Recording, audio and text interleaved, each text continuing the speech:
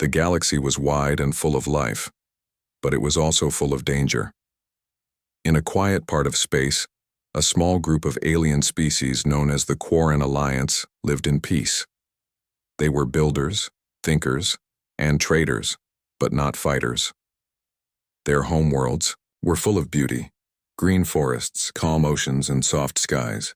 They believed they were safe, but they were wrong. From deep space, a threat moved closer. The Zarn, a race of insect-like creatures, had begun attacking nearby colonies.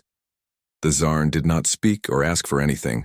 They simply attacked, destroyed, and moved on. The Quarren Alliance tried to fight, but their weapons were too weak. Their ships were too slow. Their armies were not trained for war. They were losing fast. The leaders of the Quarren Alliance held a secret meeting. They spoke in low voices and looked at each other with fear in their eyes. They had one last hope.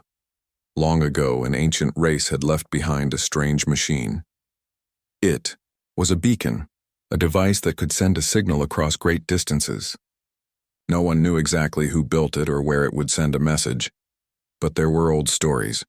The stories said that if the beacon was ever used, powerful warriors would come. Some called them monsters. Others called them protectors. No one knew the truth. The Quarren had no choice. They sent the signal. Far away in another corner of the galaxy, the signal was picked up. A human space station orbiting Earth caught the strange message.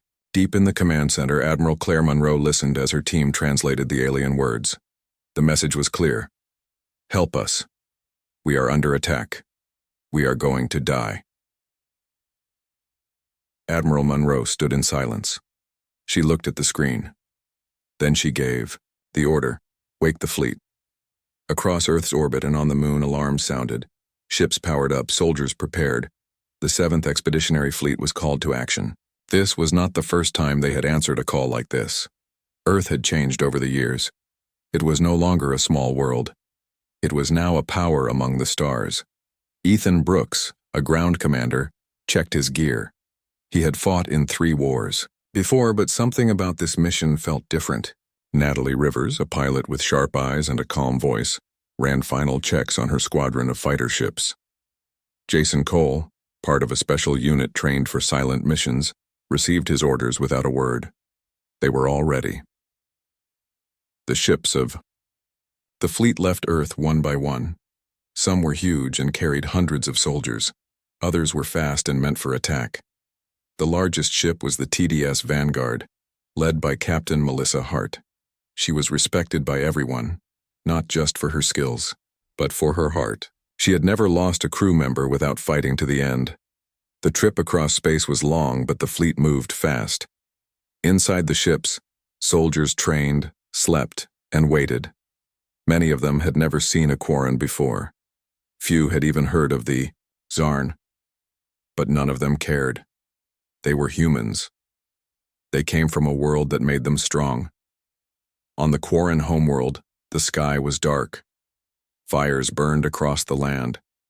The Zarn were close. People hid in shelters, holding hands, whispering prayers. The Quarren leaders stood on a high tower looking up at the sky, hoping the signal had worked. Then something happened. The stars moved. At first it was hard to see, but soon shapes appeared. Giant shapes, ships, hundreds of them.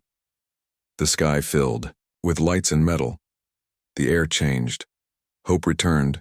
The humans had arrived. The lead ship, TDS Vanguard, came into orbit. Captain Hart opened a channel to the Quarren leaders. Her voice was calm and clear. She said they were here to help. She asked for details. She made no promises but gave them strength with her words. Admiral Monroe spoke next. She took command of the defense. She did not argue or ask. She led. The Quarren did not complain. They were simply glad someone had come. A team was sent down to the surface. Kevin Marsh, a young human officer, was chosen to speak with the Quarren leaders. He was kind and honest, and his face did not show fear. The Quarren watched him closely. They did not know what to expect. Kevin asked about the Zarn. He asked where they attacked, how they moved, what weapons they used. The answers were simple, but sad. The Quarren had tried everything. Nothing had worked. Kevin sent the information back to the fleet. The humans got to work.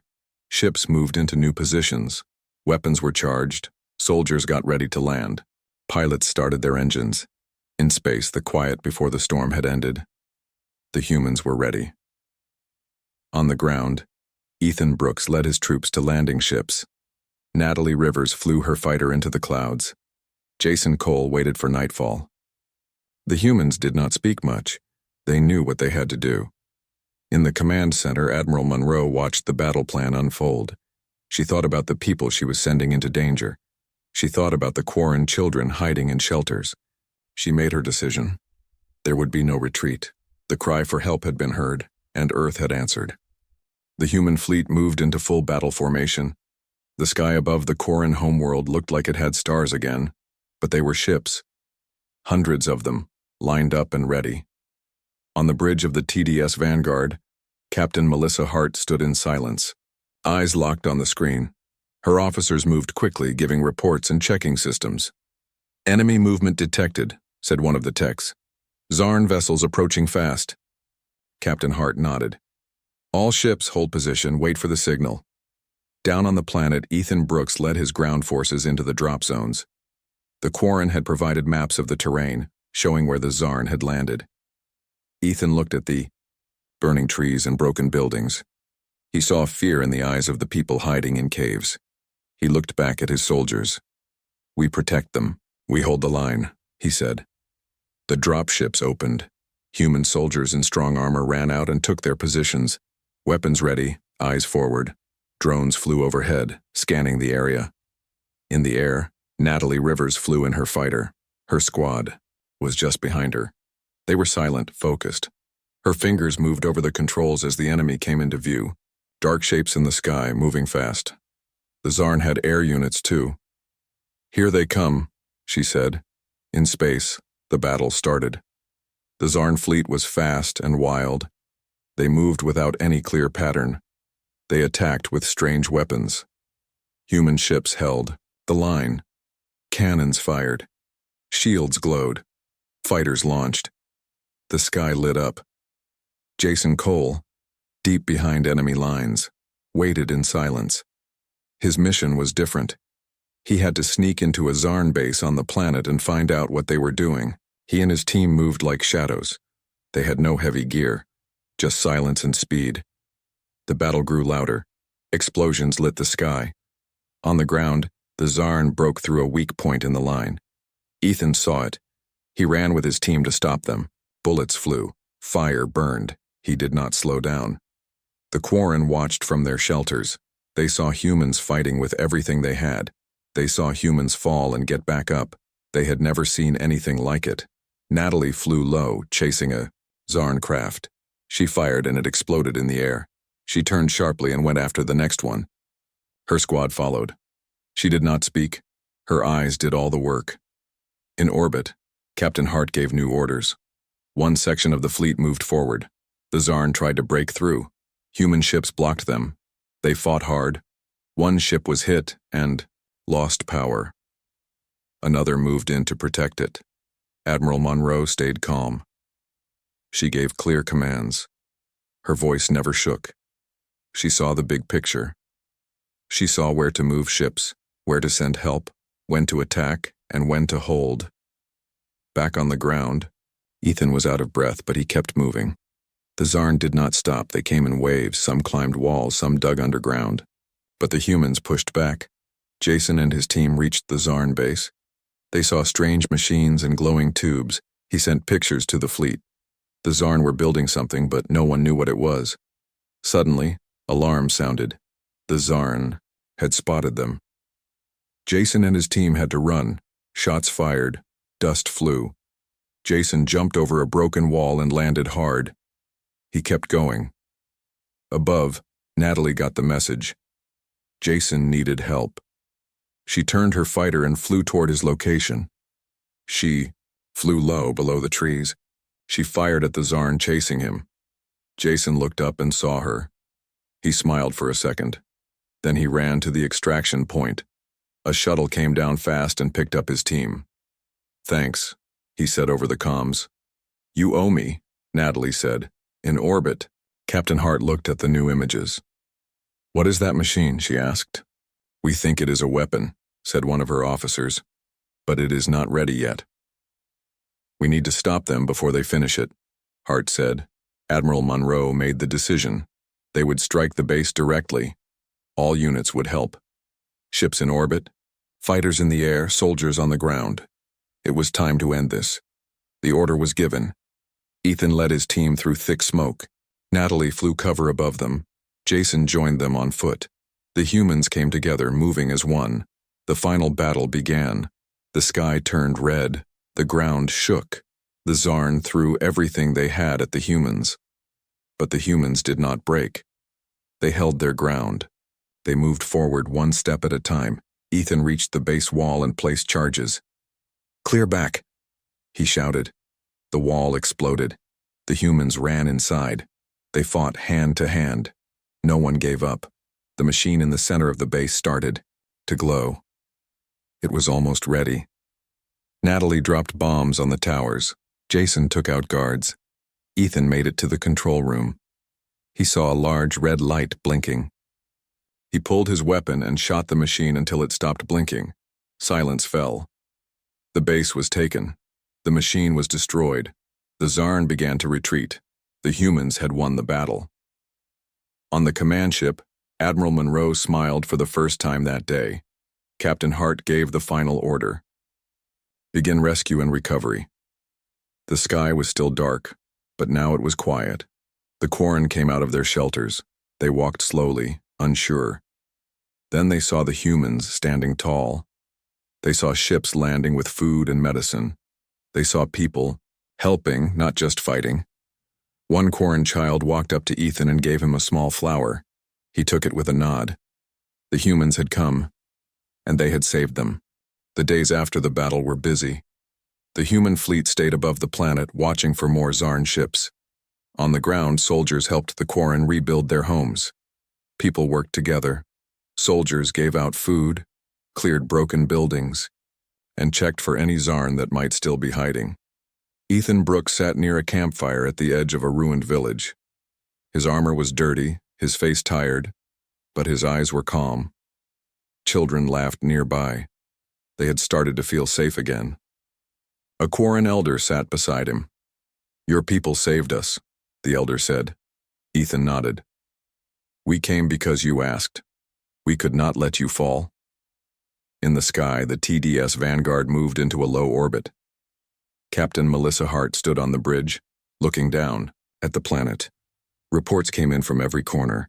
Supplies were low. Some troops were hurt, but morale was high. The mission was not over, but they had made a strong start. Jason Cole moved quietly through an empty town near the mountains. His team had found signs that the Zarn were not finished. They had small outposts hidden far from the main cities. Jason had orders to find them. He looked at the ground and saw strange marks. He followed them up a hill where he found a small group of Zarn digging into the rock. He took pictures and sent them to the fleet. Back in orbit, Admiral Claire Monroe read the report. She knew what it meant. The Zarn were not done. They were building a base in secret. It was time for a new plan. Send a scouting team, she ordered. We need to know what they are doing. Natalie Rivers had been flying support runs all week. Her squad had helped carry supplies and search for missing people. When the new order came in, she was ready. She flew her ship low over the mountains, using the shadows to hide. Jason marked a spot for pickup. Natalie landed her ship on a flat rock. Jason and his team ran inside quickly. She took off again without delay. They are digging tunnels, Jason said, and they are fast. If we wait too long, they will be ready again. Back at the command center, the officers built a map of the Zarn tunnels. They found 5 hidden sites. Some were near towns, others were deep in the wild. Admiral Monroe stood by the map. She pointed to each tunnel. We take them all out. No delay. We hit hard and fast. We cannot let them grow strong again. Teams were assigned to each site. Ethan was sent to the largest tunnel. Jason would lead a small team to one of the far tunnels. Natalie would cover both missions from the air. The next day, the operation began. Ethan's ship landed near a thick forest. His team moved carefully. The trees were tall, and the light was dim. They followed a path to a dark hole in the ground. "This is it," Ethan said. "Move in." The tunnel was wide, but it went deep. Lights on their helmets showed the rough walls and strange tools left behind. Far inside, they heard clicking sounds. The Zarn were close. Suddenly, the Zarn attacked. From the shadows they jumped. Ethan shouted for cover. His team fired back. The tunnel filled with noise and dust. Jason's mission was different. His tunnel was in a rocky valley. He and his team moved in fast, placing charges on key spots. They were in and out in minutes. "Ready for pickup," Jason said. Natalie flew down and opened the hatch. Jason jumped in. As they flew away, the charges exploded. The tunnel collapsed behind them. Back in the forest, Ethan's team pushed forward. They reached the heart of the tunnel, where they found a new machine. It looked like the one they had destroyed before, but smaller. "Take it out," Ethan ordered. They placed charges and ran. As they reached the surface, the ground shook. The tunnel fell in on itself, all across. The planet, the missions were a success. One by one, the tunnels were destroyed. The Zarn were losing again. On the TDS Vanguard, Captain Hart spoke with Admiral Monroe. "They will keep trying," Hart said. "Yes," Monroe answered. "But so will we." That night, there was a small event on the surface. The Quarren invited the humans to a gathering. Lights were hung, simple food was served, and music played. Ethan sat near a fire with Jason and Natalie. They did not speak much. They just listened and watched the Quarren dance and sing. A small Quarren child sat beside Natalie. She gave him a piece of fruit and smiled. He smiled back and gave her a small stone. It was round and smooth. A gift of, "Thanks, keep it," Jason said. "I will," Natalie answered. High above, the fleet stayed on watch. They knew the fight was not finished, but the people of Earth had made a promise. They would not leave the weak to face danger alone. The humans came from a hard world, a world of storms, beasts, fire, and ice. It had made them strong. It had made them ready. And now, they stood between the Zarn and the rest of the galaxy. The cry for help had been met, but the mission was far from over. Weeks passed. The sky over the Quarren world stayed clear, but the humans knew peace would not last forever. The Zarn were silent, but silence from them was never a good sign. It only meant they were planning something. In space, the human fleet ran daily patrols. On the ground, the soldiers kept helping the people and training the Quarren guards. Admiral Claire Monroe stood in the command room of the TDS Vanguard. A new report had come in. A deep scan from one of their long-range ships had found something unusual. A large object was floating far beyond the nearby moon. It had no signal, no power, but it was not there before. It was not natural. "Send a scout ship," Monroe said. "I want to know what it is." Captain Melissa Hart chose a fast and quiet ship. Jason Cole and his team were already ready. They had done many missions like this before. Jason knew how to stay calm, even when things went wrong. The scout ship left orbit and moved toward the dark object. As they got close, they saw what it was. It was a Zarn ship, but not like the others. It was larger, made of dark metal with sharp edges. It looked like a hive. Jason sent the pictures back. "It is not moving, but it is not dead.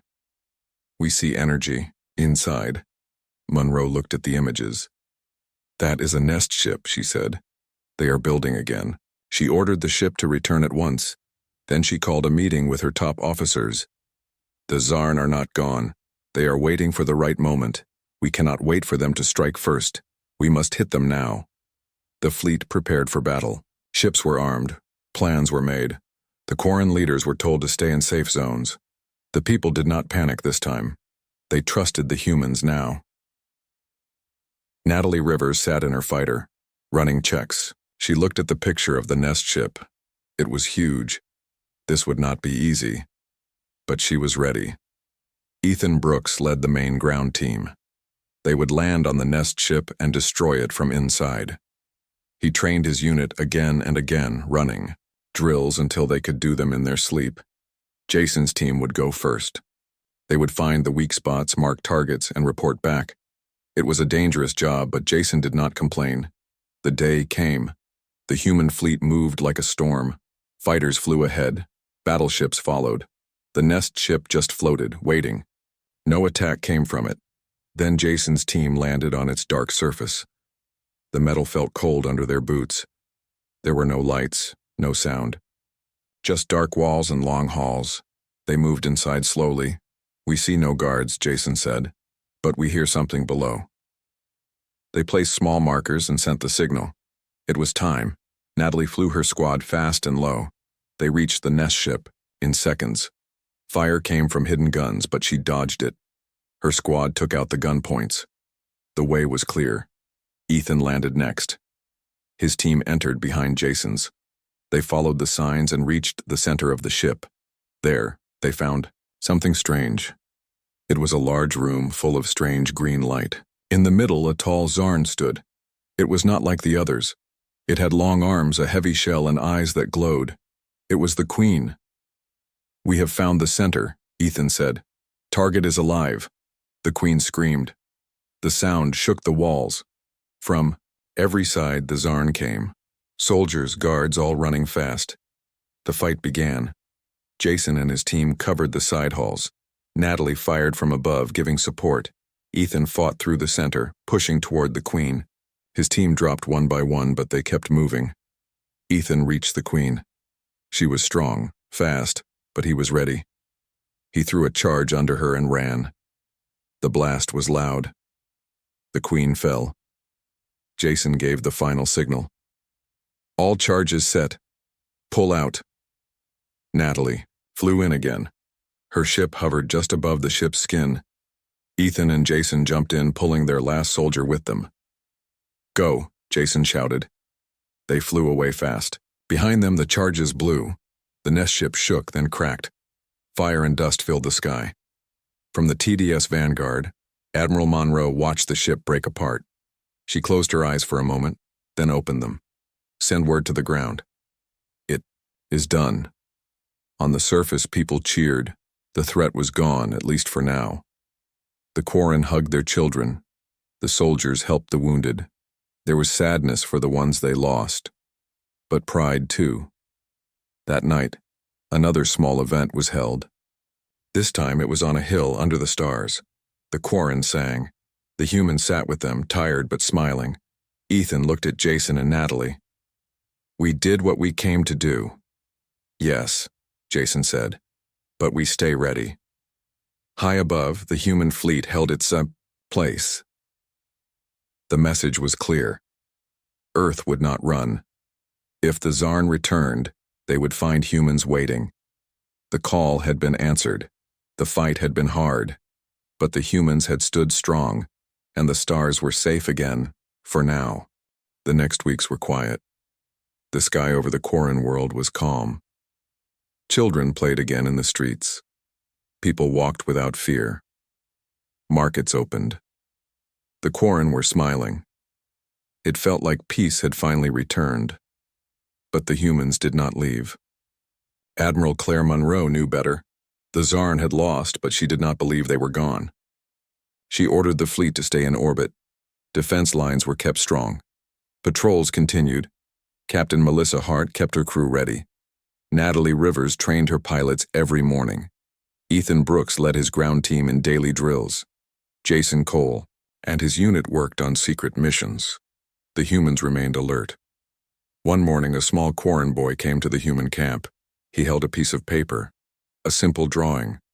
It showed a human soldier standing in front of a house protecting a Quarren family. The boy gave it to Ethan Brooks. Ethan looked at it for a long time. Then he smiled and thanked the boy. He gave him a human badge in return. The boy's eyes lit up. He ran back to his family, waving the badge in the air. Later that night, Admiral Monroe stood at the window of the TDS Vanguard. Stars filled the sky. She thought about Earth, about the people they had lost, and the ones they had saved. She had led the fleet here, answered a call, and changed a world, but she knew this was not the end. A new signal came in. It was not from the Quarren. It came from far away, from another part of the galaxy. The message was short. One word: help.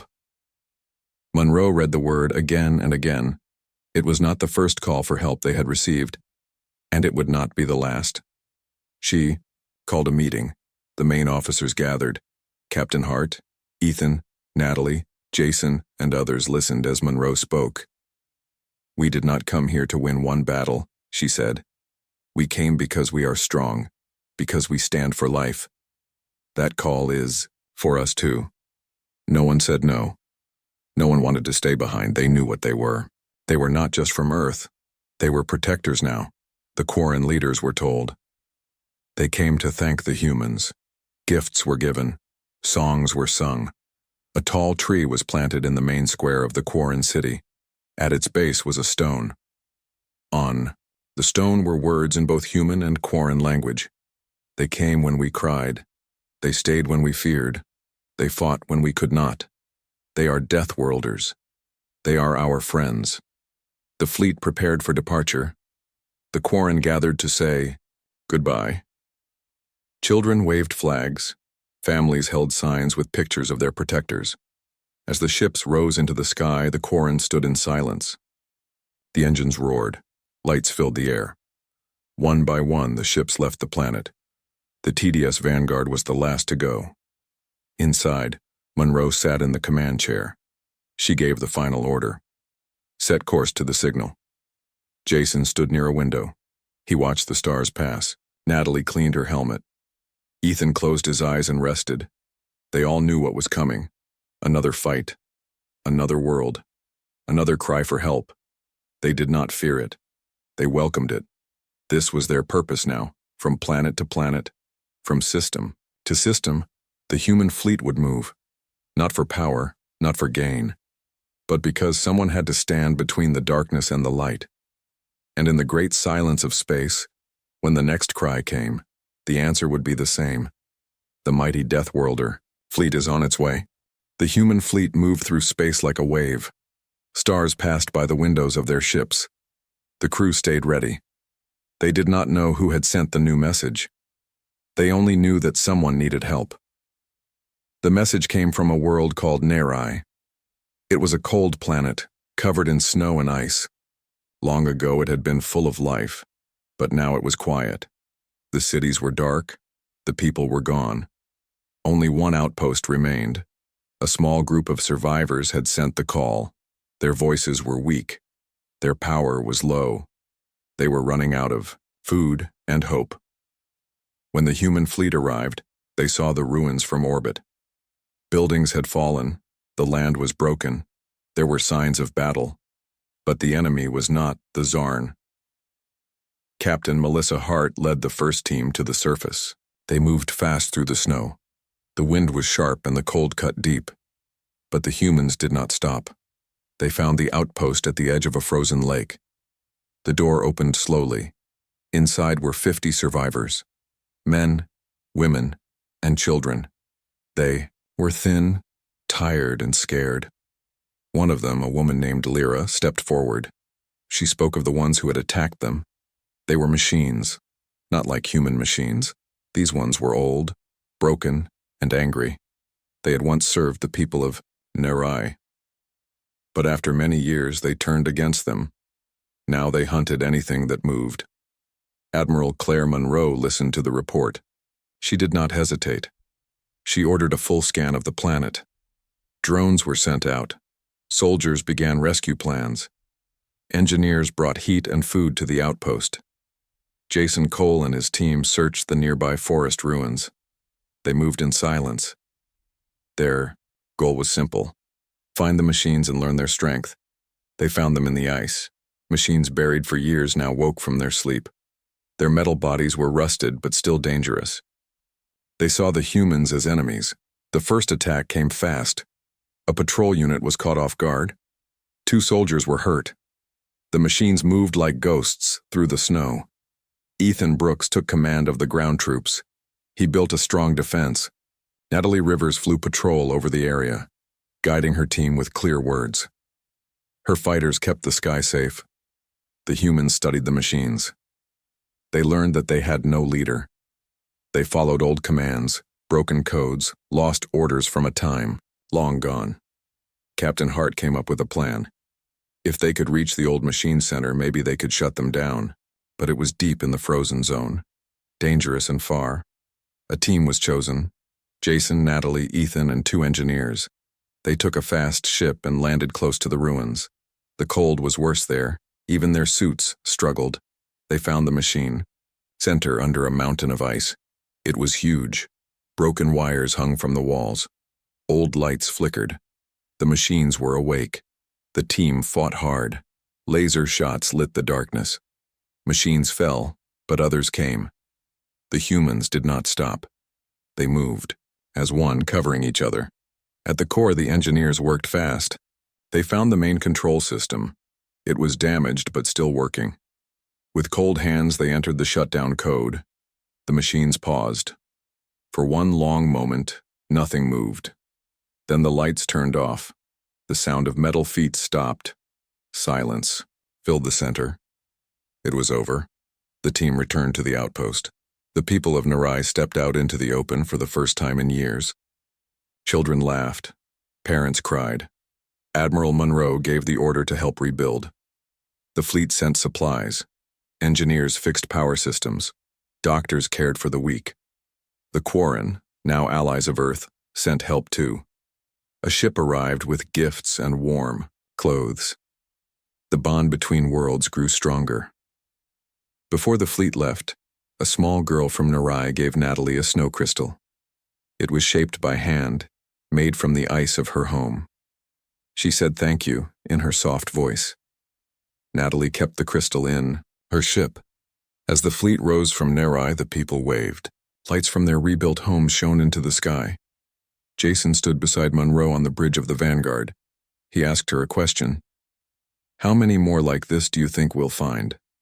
Monroe looked out at the stars. As many as need us. The fleet turned. Engines lit up. The stars welcomed them. The cry for help had come again.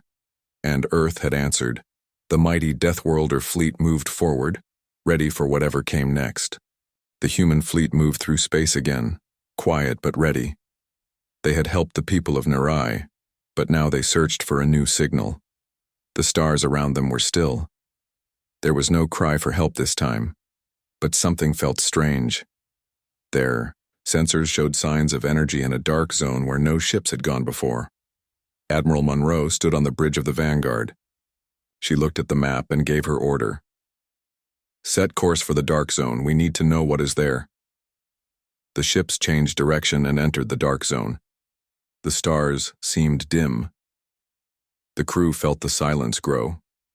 It was not fear, but something deeper, like a warning. As the fleet moved forward, they found a strange object in space. It was large, broken, and very old. No one knew who built it. The scans showed it was not Quarren, not Zarn, not human.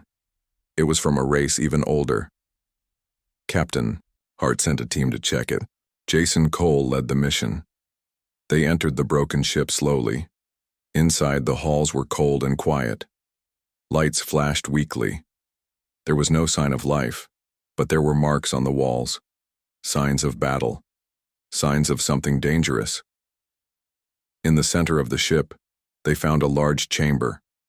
It held a machine that looked like a brain. Not a real brain, but something that held thoughts. The engineers believed it was still working. They brought the device back to the Vanguard. The tech team worked carefully. Soon they learned it was a memory core.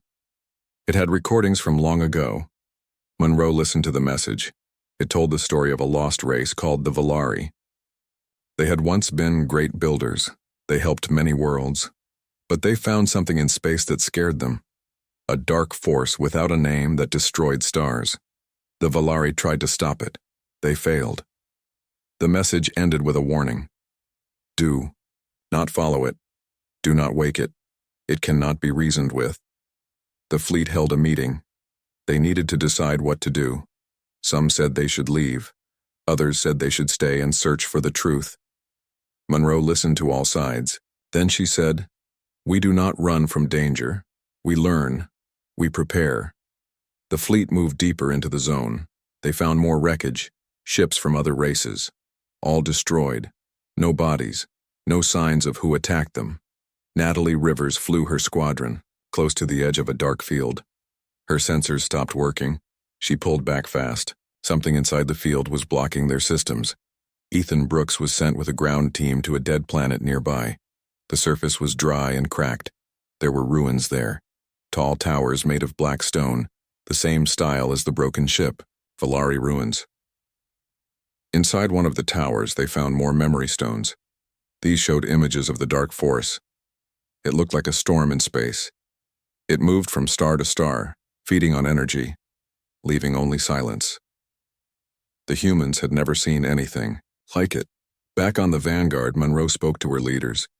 "We must find a way to stop it. If it comes to quarantine space or Earth, there will be nothing left." The engineers and scientists studied the Valari records. They found a clue, a place called the Eye. It was said to be a prison built by the Valari to hold the dark force, but they did not know if it had worked. Monroe gave the order, "Take us to the Eye." The trip was long. The space around them grew darker. Time felt slower. Some people had strange dreams, dreams of silence, of cold, of being watched. They reached the Eye. It was a black sphere, floating in space. It had no light, no energy, but it pulled at their ships like gravity. Slowly they got close. Jason, Natalie, and Ethan went in a small ship to scan it. The moment they got close, the sphere came to life. Lights flashed, shapes moved on the surface. Then a voice came. Not from speakers, not from radios. It was in their minds. "Why do you come?" Jason answered. "We came to learn, to stop what you are." The voice replied, "You cannot stop me, I am the end of stars." Natalie whispered, "We are from Earth. We are not afraid." The sphere sent out a pulse. It hit their ship hard. Systems failed. Lights went out. But the humans did not give up. Ethan used manual power to restart the engines. Jason sent a message, "To the Vanguard, we found it. The dark force is alive. We must seal it again." The engineers worked fast. The Valari had built a key, a signal that could lock the Eye. But the signal was split into parts hidden in different places. The humans had only one part. Monroe sent teams to find the others. Time was short. The Eye was waking. It sent waves of energy across the zone. Ships shook. People felt pain in their minds. Still, they did not give up. In the final hours, they found the second and third parts. A final team found the last one on a dead moon. With all parts together, the fleet sent the signal. The Eye shook. Lights flashed. The voice screamed, "You are fools, you cannot hold me." But the signal worked. The black sphere turned silent again. The pull stopped. The darkness faded. The fleet pulled back. People cried with relief. Monroe stood tall. "We were warned not to follow, but we did. And we won. Not with fear. With hope." The fleet turned again toward the stars. They knew more dangers would come. But they also knew this. Where there was danger, there would always be someone ready to stand, and Earth would always answer.